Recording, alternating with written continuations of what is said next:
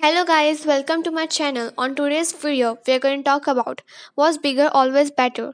As tens of millions of years passed, the sauropods and theropods grew even larger. It seems that they were looked into an evolutionary size race. As the theropods become larger and more fierce, the sauropods grew bigger to counter any attack in the end.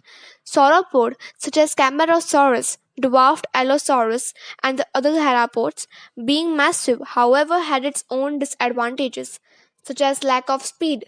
Meanwhile, other plant eating dinosaurs developed alternatively methods of defense, often growing too tough or too nimble for theropods to tackle. Were all the plant eaters huge? Not all plant eating dinosaurs become enormous in response to the threat of theropods. Gargalosaurus was 3 to 4 meter, means 10 to 13 feet long, one of the smallest of the Ankylosaurus group. Although relatively small, Gargalosaurus was capable of surviving an attack by a theropod. Its vicious shoulder, spikes, and bony back plates would have made it tough meal. Did sauropods have extra powerful hearts? I mean, some experts think that the bigger sauropods, such as Brachiosaurus, may have needed large, powerful hearts and super high blood pressure to pump blood around their massive high bodies and up to their necks to their brains. It is possible that they had heart with four chambers like humans and other mammals, rather than three chambers like most reptiles have. What do fossil footprints tell us?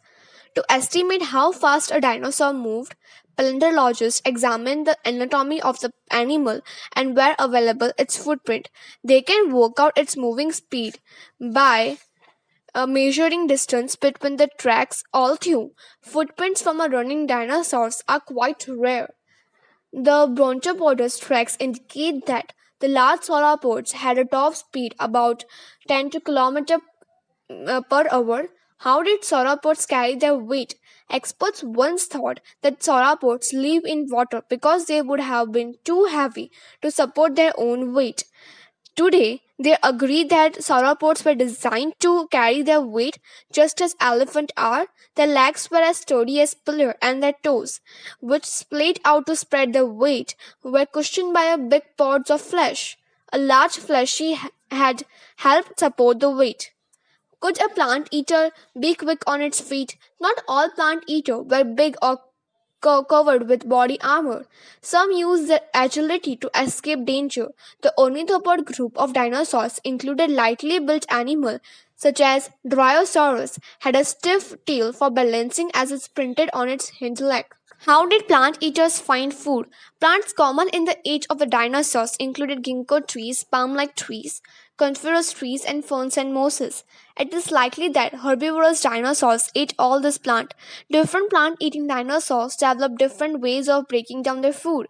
Sauropods such as Barosaurus raked foliage into their mouth with peg like teeth and swallowed it whole. It was then broken down in the digestive system. Other plant eating dinosaurs grouped down plant matter with the teeth before swallowing. What did sauropod eat? Their enormous size meant that sauropods had to spend nearly all their time eating just to generate enough energy to stay alive. They probably fed mostly on coniferous trees, steadily munching their way through the entire forest. It is this continuous eating that may have created what is known as browse line, living trees of bare leaves below certain levels. So guys, on our next video, we're going to talk about lots of new stuffs and amazing things.